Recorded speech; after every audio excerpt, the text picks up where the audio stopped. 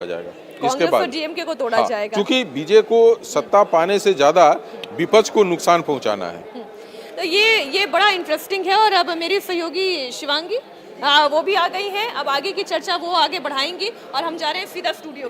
Thank you so much. Sir, जैसा आप बात कर रहे थे तमिलनाडु की, तमिलनाडु में टीवीके को काफ़ी ज़्यादा सीट्स का फ़ायदा मिल रहा है, तो ये कैसे कह सकते हैं स्टारडम वोट शेयर में बदल गया फाइनली? एकदम बदल गया। ये मुझे भी आश्चर्य किया, मेरे आंकड़े भी आश्चर्य किए हैं। क्योंकि देखिए, एक मेरा मानना था कि कोई भी रीजनल पार्टी अभी कोई या पार्टी नई पार्टी आती है तो वो 0 से 100 नहीं होती है, वो कहीं 10% हो जाए 20% होती जाए। लेकिन ये आंकड़े बहुत चौंकाने वाले थे और ये साफ ऐसे नजर आ रहा था कि यूथ और महिलाएं उनके साथ जुड़ी हैं।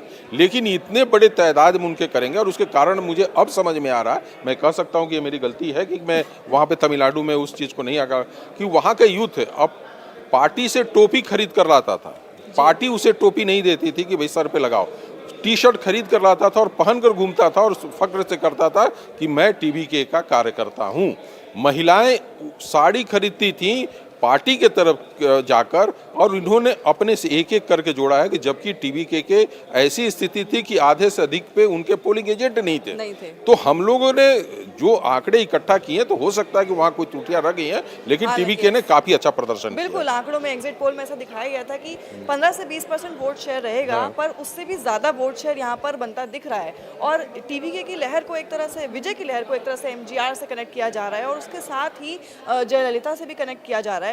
लोगों ने ये भी अंदेशा लगाया था कि हो सकता है कहीं ना कहीं कमल हसन जैसे वो उतना अच्छा नहीं कर पाए, लेकिन जिस तरह से उनको वोट मिल रहे हैं, वोट शेयर मिल रहा है, ये काफी कुछ बता रहा है। देखिए, कमल हासन को जयललिता वाली पॉलिटिक्स, जयललिता भी पूरी तरह से फिल्म को छोड़कर आई थी और राजनीति में अपने आप को किया और उन्होंने खड़ा किया। वही स्टाइल में टीवीके के बीजेपी भी कर रहे हैं कि उन्होंने राजनीति में आया तो फिल्म को पूरी तरह से त्याग दिया। कमल हसन और रजनीकांत, ये दोनों लोग और अपने फिल्म के उतार पे गए हैं। बीजे का अभी फिल्म पे चढ़ाव था, वो पीक पे थे और ये लोग अपने को नीचे उतर, जब इनकी ढलान हो रही थी फिल्म से, तब ये लोग राजनीति में आए थे। तो इनकी पकड़ ऐसे भी कम होती, जबकि इन्होंने माने क्या कहेगा, जेनजी जिसको कहते हैं, यूथ जिसको कहते हैं, उसके बीच में पॉपुलर था। ये अपनी पॉपुलरिटी को इनकेश किया पॉलिटिक्स में। हाँ, बिल्कुल उसको एनकैश कर पाए हैं। वहाँ साथ ही देख सकते हैं तमिलनाडु में सर एआईएडीएमके 73 सीट्स पर आ गए। ये अलग से हुआ है, मतलब ये अचानक से ही हुआ है, तो इस पर आपको क्या लगता है, कैसे हो रहा है ये? ऐसा नहीं है कि वहाँ पे आए, हम लोग पहले भी देख रहे थे कि वहाँ पे वो परिस्थितियाँ बन रही थी, हम लोगों ने आंकड़े में भी देखा था। तो ये बदलाव दिख रहा है और मुझे लगता है कि धीरे धीरे जो आंकड़े आ रहे थे और चीज़ें हो रही हैं, उस हिसाब से तो मुझे लग रहा है कि जो चीज़ हम लोगों ने सोचकर पिछले एक सप्ताह से चैनल पर जो डिस्कशन कर रहे थे, उसका परिणाम भी इस रिजल्ट में दिख रहा है। डीएमके का एक तरह से डाउनफॉल होता दिख रहा है सर, क्या ये एंटी इनकम्बेंसी है? तमिलनाडु की पॉलिटिक्स में कोई भी मुसलमान उतना हावी नहीं रहा, वहाँ क्रिश्चियन वर्सेज हिंदू चलता था। भारतीय जनता पार्टी का सबसे बड़ी कमजोरी थी कि वो अपने बेस पे था नहीं, वो एआईएडीएमके को पकड़ के चलते थे। उनको उम्मीद थी कि भाई जयललिता के बाद एआईएडीएमके के जो वोटर हैं उनको हम साथ लेकर आए, जो महिला उनकी सबसे बड़ी पकड़ थी और उसके साथ जुड़कर ये काम करना चाहते थे, लेकिन वो हुआ नहीं। और स्टालिन का अपना ग्राफ काफ़ी नीचे गिरता हुआ जा रहा था, क्योंकि उनकी एक स्टाइल थी कि हिंदू विरोधी उनका बयान देना, ये करना। तो यदि 33-32% पे 73, वही बंगाल वाली स्थिति है कि 73% लोग आपकी बात सुने, ऐसा हो नहीं सकता था और वो परिणाम में बदलते हुए दिख रहा। ओवरऑल अगर बात करें तमिलनाडु की, तो कौन कौन से वो मोटे मोटे मुद्दे रहे हैं जिस पर आपको लगता है इस बार वोटिंग हुई है? मुझे लग रहा है ना कि जब यूथ आता है ना तो मुद्दा नहीं खोजता है। वो मुद्दा बिना खोजे वो अपने इंतजार से, चूंकि उसको स्टालिन को हटाना था और उनको पसंद नहीं थे, तो कोई भी मुद्दा को आप ये नहीं कर सकते कि नहीं विजय का मुद्दा ये था जो उसको बहुत कैच किया पब्लिक ने। उनको एक बदलाव लेकर आना था और इनके साथ जुड़ना था। उनका एक इमेज था, उस इमेज के साथ बच्चे जुड़े थे और उन्होंने वोट किया है और जमकर किया है। बिल्कुल। अभी जैसे मैं तमिलनाडु की ही बात करी थी, तो मैंने यहाँ पर अभी देखा सीट्स में 42 डीएमके आ गया है, टीवीके 54 और एडीएमके 72+। तो यहाँ पे एआईएडीएमके को फायदा हो गया, टीवीके को तो ऑब्वियसली फायदा है ही। डीएमके का एक तरह से वोट शेयर कट रहा है। अब जो आंकड़े अभी दिख रहे हैं उसके हिसाब से 72 और 50 है, तो मुझे लग रहा है कि एआईएडीएमके और टीवीके ये दोनों मिलकर कहीं ना कहीं सरकार वहाँ पे बनाएंगे और ये बनते हुए दिख भी रहा है। और इस बार मुझे लगता है कि विजय जो है ये विजय भारतीय जनता पार्टी के एक पसंदीदा मुख्यमंत्री हो सकते वो उनको सपोर्ट दे सकते हैं। हैं। 100% देंगे।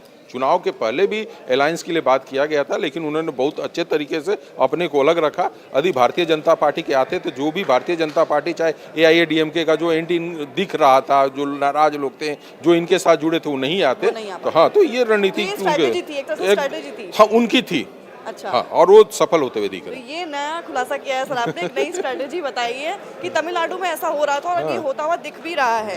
कैसे DMK का डाउनफॉल हो रहा है, एंटी इनकम्बेंसी और स्टालिन के अगेंस्ट किस तरह से वोट गए हैं, और ADMK को फायदा हुआ है TVK के आने से। पहले केवल सिर्फ 2 ये पार्टीज रहती थी, लेकिन अब एक तरह से ट्रायंगुलर कॉन्टेस्ट हो गया तमिलनाडु में। और आते ही जो विजय ने चौका छक्का लगाया है एकदम से, सीट्स का, शेयर का, वोट परसेंटेज का, वो काफी बड़ा। 3 साल का मेहनत और खूब मेहनत किया उन्होंने। गांव-गांव जाकर लोगों से, कोई पार्टी ऐसा ऑर्गेनाइज नहीं करते थे, चलते हुए किसी के घर में घुस जाना, कहीं बैठकर खा लेना, किसी से बात कर लेना, वो संपर्क जो उनका स्टाइल था, वो काफ़ी हमें लग रहा है कि लोगों ने पसंद किया है और वो उसको वोट के रूप में लेते आए। जितने लोगों से उन्होंने संपर्क किया, जो मैसेजिंग दिया, उसको पब्लिक ने एक्सेप्ट किया और वो वोट में बदलते हुए दिखा। जो उनका मैसेजिंग था वो भी DMK से लगभग ऑलमोस्ट सिमिलर ही था। सेक्युलर सोशल जस्टिस लगभग सेम था जो DMK का है। इनफैक्ट DMK जो वेलफेयर स्कीम्स देते हैं, लगभग वही स्कीम्स भी उन्होंने इंट्रोड्यूस की। देखिए, DMK ने पहले से स्कीम दे रहे थे। मैं बार स्कीम वाली जो बात करें ना, आप इलेक्शन के बीच में कौन सा स्कीम को बूम कराते हैं, ये मायने। आप मध्य प्रदेश का लाडली बना के ले लीजिए, चुनाव के बीच में, चुनाव 3 महीने पहले से उसको शुरू किया गया था, उसको बूम किया गया था। बिहार का आप देख लीजिए, जो तत्कालिक है कि चुनाव के जस्ट 1 महीने पहले महिलाओं को 10-10 हज़ार रुपए दिया गया था। तो यदि कोई स्कीम लेकर आते हैं और उसको चुनाव में बेनिफिट लेना चाहते हैं, तो मैं हर पॉलिटिकल पार्टी से कहता हूं कि भाई आप इंतजार करो चुनाव का। आपने स्ट्रैटेजी दे दी यहाँ पे, अगले चुनाव में अब से यही होने वाला है।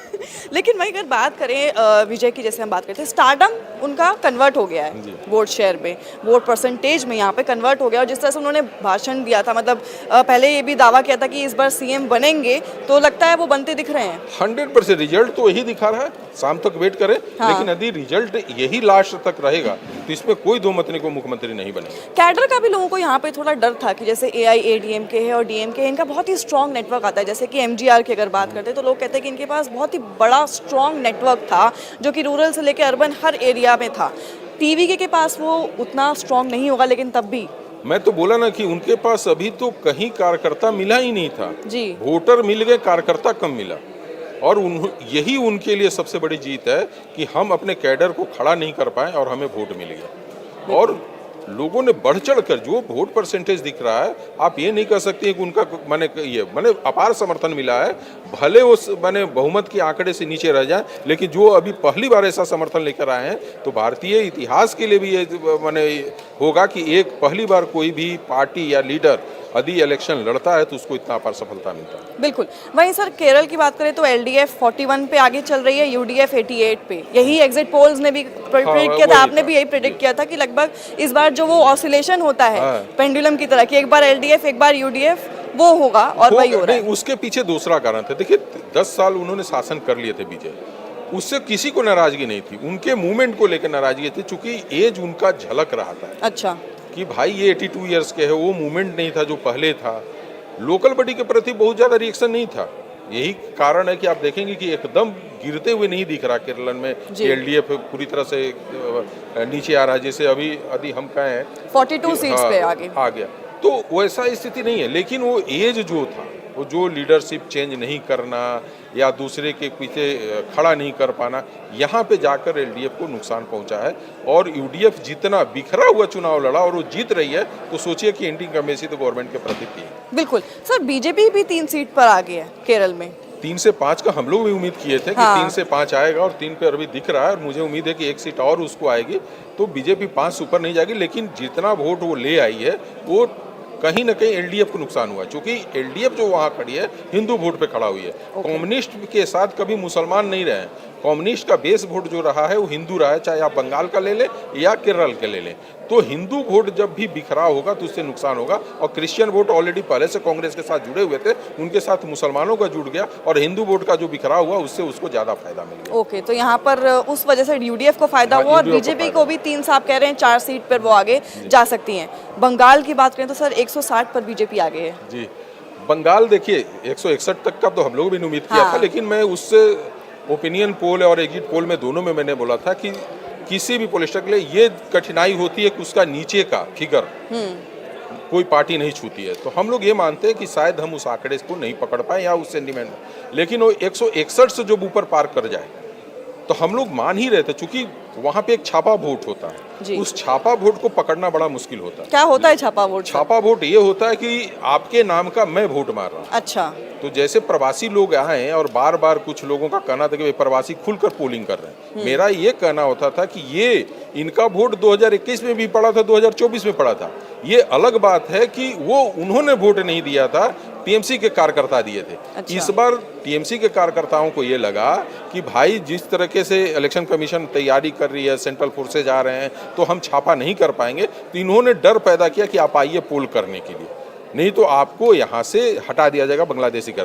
तो ये लोग खुल कर गए वहाँ वोट करने के लिए, और जो वोट परसेंटेज बढ़ा है, आप कलकत्ता एरिया को छोड़ लीजिए जहाँ 38 सीट है, जिसको कहते हैं कलकत्ता ग्रेटर कलकत्ता जिसको कहते हैं, जहाँ पे 190 सीटों पर टीएमसी जीत कर आई थी, वहाँ पे पिछली बार पोल भी कम हुआ था।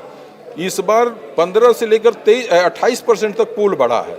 हाँ। तो ये पोल बढ़ा जो है हिंदुओं का बढ़ा है, चूंकि कभी भी मुसलमान लो पोल नहीं करता है, उसका हमेशा हाई पोल ही होता है। तो 80% 90% से कहीं भी किसी भी एरिया में जाएंगे मुसलमान का, उससे कम नहीं होगा। पिछली बार 2021 में कोरोना काल था, उसमें हिंदू कम निकले थे, जो बाहर के लोग थे वो पोल करने नहीं आए थे, उसको डायरेक्टली नुकसान हुआ था। इसीलिए कलकत्ता का 11 के 11 सीट पे आप नहीं आए पे थे, हुगली आपके लिए नुकसानदेह था, आसनसोल आपके लिए नुकसानदेह था। इस बार उस सारी सीटें पे था।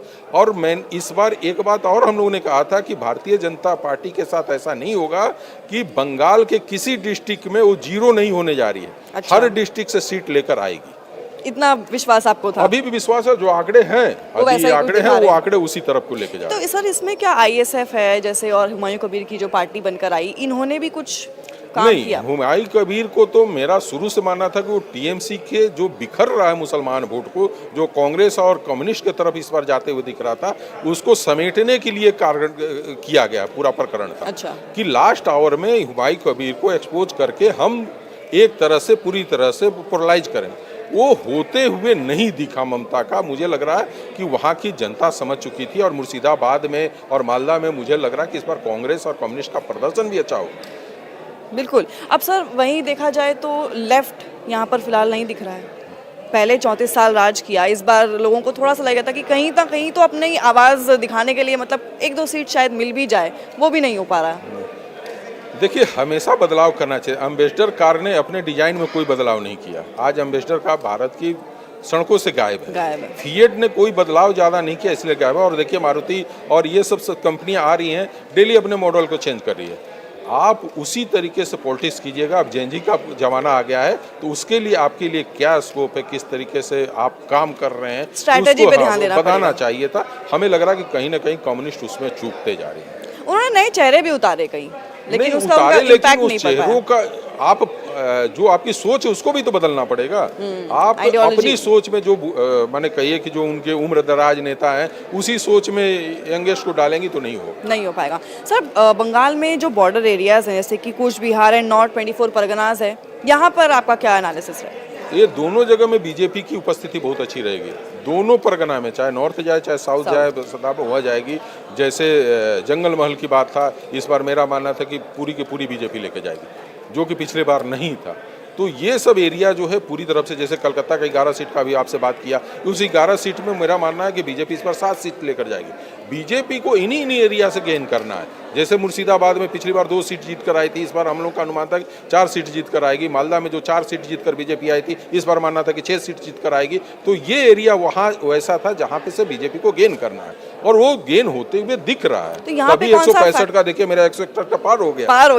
आपका जो अनुमान था उससे आगे ही बढ़ गए। तो यहाँ पे जैसे बॉर्डर एरियाज में बात हुई थी घुसपैठियों को लेकर, क्या वही फैक्टर काम किया? देखिए, घुसपैठिया तो बहुत बड़ा फैक्टर है बंगाल को लेकर। जिस तरीके से डेमोग्राफी को लोगों ने चेंज किया है, लोगों ने अब जाकर महसूस किया। कम्युनिस्ट के समय क्या था कि जब ममता को चुना गया तो उसमें एक था कि भाई यहाँ पे कोई बड़ा इंडस्ट्री नहीं आ रहा, और कम्युनिस्ट के कारण नहीं आ रहा। लेकिन ममता के आने के बाद ये लगा कि इनको चेंज करो, नहीं तो मेरा डेमोग्राफी बदलता है। तो इसको बचाने के लिए लोगों ने खुलकर किया। जैसे 2000 हम ले 21 की बात करें तो हिंदुत्व तो उस तरीके से नहीं जागा था जो 2026 में जागा है। लोगों ने हिंदुत्व को अपने अंदर बैठाकर चुपचाप घर में बैठ गए थे कि मैं इस बार अपना हिंदुत्व ईवीएम पे दिखाऊंगा, और वो ईवीएम पे होते हुए दिख रहा है। साइलेंट वोटर्स बन गए। साइलेंट। अब सर वैसे ही ग्रामीण एरिया में, रूरल एरियाज़ में कहा जाता है कि टीएमसी का नेटवर्क बहुत बढ़िया है, बहुत अच्छे से मतलब उनकी पहुंच बहुत अच्छी है, वो इस बार दिख रही है कहीं, या फिर वो उसमें फ्रैक्चर हुआ है कुछ? देखिए, हर जगह टीएमसी जो है कहीं न कहीं ग्रामीण से लेकर शहरी इलाका में उसकी पकड़ कमजोर हुई है, और पकड़ में सबसे बड़ा जो योगदान रहा सेंट्रल फोर्सेज का रहा। अच्छा। यदि टीएमसी को 48% पिछले बार पोल मिला था, तो उसमें मान कर चलिए कि 7 से 8% वो छापा वोट का असर था। ओके। तो जब आप 48 में से यदि 7% निकाले तो 40 पे आ गए, तो बीजेपी को जो गैप पूरा करना था वो 3 से 4% करना था, जो कि प्रवासी और जो लोकल वहाँ पे जो हिंदुत्व जगह वो पूरा कर दिया उन्होंने। उससे हो गया। और एसआईआर तो मुद्दा था ही, वो एसआईआर इसलिए मुद्दा, मंत्रिमंडल का जो छापा वो एसआईआर के वो लोग थे जिनका टीएमसी को पता था कि ये वोट देने वाले नहीं है, या तो मर चुके हैं या यहाँ से बाहर है, तो उसका यूटिलाइज करते थे वोट में, और उसका कहीं ना कहीं बीजेपी को फायदा हुआ। तो वो नाम कट जाने से हुआ क्या कि वो छापा वोट नहीं पड़ा, तो उसका तो बेनिफिट तो मिलना ही था बीजेपी। बिल्कुल। अब सर असम में बीजेपी 100 सीटों पर आ गई है। हिमंता बिस्वा शर्मा ने यही कहा था कि 100 सीटों पे तो हम जीतेंगे। मेरा अनुमान था कि 95 सीटों पे, लेकिन मैं अभी इंतजार कर रहा हूँ। मुझे लग रहा है कि 95 से ऊपर नहीं जाना चाहिए, जो सीटें बढ़ रही हैं वहाँ पे घट सकता है, लेकिन यदि ये 95 से 100 जा रहा है तो मुझे लग रहा है कि पवन खेड़ा बहुत काम करके चले गए। कांग्रेस के पवन खेड़ा बीजेपी के लिए काम करके चले गए, क्योंकि जो उन्होंने लास्ट में किया उससे कहीं ना कहीं कार्यकर्ता नहीं। आप शीश महल की बात याद कीजिए, दिल्ली में जी जितने भी आम आदमी पार्टी के कार्यकर्ता थे, उनको था कि भाई ये इस तरीके से शीश महल का हो गया कि पब्लिक पूछती है तो मैं जवाब नहीं दे पाता। वही हाल पवन खेड़ा ने वहां पे कर दिया कि लोग पूछते थे कि भैया आपके नेता कहाँ हैं, जो एलिगेशन लगाए उसके बारे में क्या करना है। पार्टी ने कोई उनके तरफ से खड़ा होकर कोई किसी तरह का बचाव करते हुए नजर नहीं आया। तो एक बेचारा बूथ एजेंट या जो कार्यकर्ता कहिए, वो कैसे आम आदमी को जेल क्या करेगा। तो यहाँ पे सर 2023 में जो डीलिमिटेशन हुआ था उससे भी फर्क पड़ा? काफी फर्क पड़ा। 17 सीटों का है, और एक तो तय हो चुका है कि असम में अब भारतीय जनता पार्टी एकदम कमजोर नहीं होगी। कमजोर होगी, सत्ता से बाहर भी हो सकती है, लेकिन एकदम कमजोर नहीं होगी। तो ये कह सकते हैं या पीक है बीजेपी का असम में, या फिर प्लेटू आ गया है? देखिए, पीक है, लेकिन अभी तो ऊपर और नीचे दोनों तो बचा है। अभी मुकुट भी खाली है और नीचे भी खाली है, तो बीजेपी करेगा। लेकिन एक है कि बंगाल की पॉलिटिक्स के बाद एक रीजनल पार्टी की पॉलिटिक्स पे विराम जरूर लगेगा। यदि तमिलनाडु को ले लिया जाए, एक उदाहरण की जहाँ पे वो है, कर्नाटका में ऑलरेडी कांग्रेस ही है, तेलंगाना में देख लीजिए तो कांग्रेस ही है। तो अब एक तरह से रीजनल पार्टियाँ सबसे माने नीचे स्तर पे जा रही हैं, और भारतीय राजनीति के लिए अच्छा ही है। बहुत अब आप कह रहे हैं अच्छी बात है, ऑफ कोर्स अच्छी बात है। एक नहीं दो नहीं बल्कि हमें ज़्यादा पार्टीज का यहाँ पे लोगों को ऑप्शन भी मिलेगा। अब तमिलनाडु में देखिए फिर से टीवी के 78 सीट्स पर आगे हैं, AIADMK 64, DMK 44, DMK काफ़ी लो जाता जा रहा है। हाँ, अभी जिस तरीके से दिख रहा है रुझान, उस हिसाब से मुझसे पूछिएगा तो काफ़ी हाई तब जा रहा है। TVK का यदि अनुमान शुरू में ही गलत हो गया तो TVK कहाँ जाएगी, वो सम्मान नहीं लगा सकती है, चूँकि उसके वोटर साइलेंट थे, जो रोड पर निकल कर प्रदर्शन नहीं किए। और जब वो वोट में किए, जैसे अभी 162 चला गया टीवी यहाँ पे बंगाल में, तो ये दिखा रहा कि ये सीटें बढ़ रही हैं, वो घट नहीं रही हैं। तो जब इस तरह का माहौल बनता है ना, तो जो भी पार्टी आती है उसके ग्राफ आगे भागते ही भागते हैं। बिल्कुल। अब वहीं अगर बात करें बंगाल की, हम बात करते हैं 162, TMC 124 सीट्स हो गई सर। यहाँ पर ओवरऑल कौन कौन से एरिया में आपको लग रहा है कि बीजेपी को फायदा मिला है? कहाँ पे? बंगाल में मैंने बोला ना कि कोई आप डिस्ट्रिक्ट निकाल लीजिए, 18 के 18 डिस्ट्रिक्ट निकाल लीजिए, तो कोई जीरो होने नहीं जा रहा बीजेपी के लिए। पिछली बार करीब 5 सीटें डिस्ट्रिक्ट थी जहाँ पे वो शून्य थे, और TMC 4 जगहों पे शून्य थी। लेकिन इस बार कोई भी डिस्ट्रिक्ट ऐसा नहीं है जहाँ से बीजेपी को सीट ना मिले। सबसे ज़्यादा नुकसान जो था उसको, जो कलकत्ता ग्रेटर था, जहाँ पे 105 सीटें थी, 90 सीटों पर TMC जीत कर आई थी, उन सारे एरिया में एक रहा। और जैसे हम लोग सेकेंड पेज में माने थे कि 142 में से 18 सीट जो बीजेपी जीत कर आई थी, वहाँ पे कैसे बूम करेगी, क्योंकि वो क्या था कि ये एरिया टोटल मुस्लिम एरिया था और यहाँ पे मुसलमानों की पकड़ थी। तब भी हम लोगों ने अनुमान ये लगाया था कि प्लस ही इस बार बीजेपी वहाँ पे उसका परफॉर्मेंस बहुत मैंने खराब रहा तब, अच्छा होगा तो ये और भी बढ़ सकता है। तो ये दिख रहा है कि संथाल परगना लीजिए, चाहे कुछ बिहार लीजिए, चाहे कलकत्ता लीजिए, चाहे हुबली लीजिए, ये सब एरिया है जहाँ से बीजेपी अच्छा प्रदर्शन करते हुए दिख रही है। और तमिलनाडु में सर कौन सा आपको बेल्ट ऐसा लगता है कि जहाँ पर डीएमके को फायदा नहीं मिला वहाँ टीवी के ले गए? अब तो जिस तरीके से रिजल्ट लग रहा है उसको तो लग रहा है कि हर एरिया से लेकर आ रहा है, कोई एक एरिया की आप बात नहीं कर सकती हैं। जी जैसे मेरा बेटा ही पढ़ता है वेलोर में, अब वो बोलता है कि जितने भी वहाँ के स्टाफ हैं वो हाँ। सारे बैठकर उनके टीवी के प्रोग्राम को देखते हैं, उनके चीज़ों को देखते हैं। तो अब सोचिए कि उसकी किस एरिया को, हम लोग तो वहाँ देखेंगे जहाँ पढ़े लिखे लोग भी हैं, वहाँ भी उसकी पकड़ हो रही है, और ग्रामीण में से महिलाएं जब उसको खोलकर वोट दे रही है तो वहाँ भी एक पकड़ दिख रही है, यूथ उसके साथ हैं ही। तो उसको एरिया में बांट कर आप नहीं रोक सकती हैं। यदि एरिया ही में बांटेंगी तो फिर तो डीएमके का तो कहीं दिख ही नहीं रहा, वो तो गिरते जा रहे हैं। डीएमके की वेलफेयर स्कीम्स को लेकर भी काफी लोग कह रहे थे कि उन्होंने, जैसे फॉर सपोज मैंने वीडियोस देखी हैं बहुत सारी, तो उसमें कोई बच्चा कहता है कि हम टीवी को सपोर्ट करेंगे, तो उनके पेरेंट्स कहते हैं कि लेकिन तुम जैसे पढ़े लिख के बने हो तो तुम्हारे को हेल्प डीएमके ने करी है, तो हम उनको सपोर्ट करेंगे। यहाँ पे थोड़ा डिवाइड था वेलफेयर स्कीम्स को लेकर, लेकिन वो होता दिख नहीं रहा सर। नहीं दिख रहा। मैंने कहा कि वेलफेयर स्कीम जो होता है ना, वो तुरंत ही तत्कालिक देना चाहिए। आप पहले से भी दे रही हैं, भले उसके बाद इलेक्शन नहीं लड़ी है, लेकिन वो बेनिफिट नहीं हो रहा। यदि चुनाव में स्कीम के थ्रू आप जाना चाहती हैं तो चुनाव के कुछ दिन पहले दीजिए कि उसका इम्पैक्ट दिखता है कि किस तरीके से वोट में कन्वर्ट हो रहा है। बिल्कुल। अब असम में सर देखिए, पहले हम 100 कह रहे थे, 99 आपने वही कहा था कि 95 से ज़्यादा ऊपर नहीं जाएगी, 99-100 के बीच में ऑसिलेट कर रही है सीट्स यहाँ पर। तो आप देख सकते हैं कि फ़ायदा जो आपने बताया एकदम सही बताया कि पवन खेड़ा यहाँ पर हिमंता बिस्वा शर्मा के काम करके बहुत सारा, इनफैक्ट हिमंता ने बहुत सारे ऐसे स्टेटमेंट भी दिए जो उनके साथ गए जी, अलग अलग स्टेटमेंट जो उन्होंने दिए, वो बहुत काम कर गए वहाँ पर, बहुत ज़्यादा काम कर गए। और पिछली बार क्या था कि इस बार जैसे टीएमसी ने पिछली बार चुनाव भी लड़ा था वहाँ पे असम में, इस बार यदि वो चुनाव लड़ता, यदि टीएमसी जाकर भी अपनी जोड़ लगाते असम में, तो मुझे लग रहा है कि 100 से 105 से ऊपर बीजेपी को जाना चाहिए। अच्छा, तब जाती।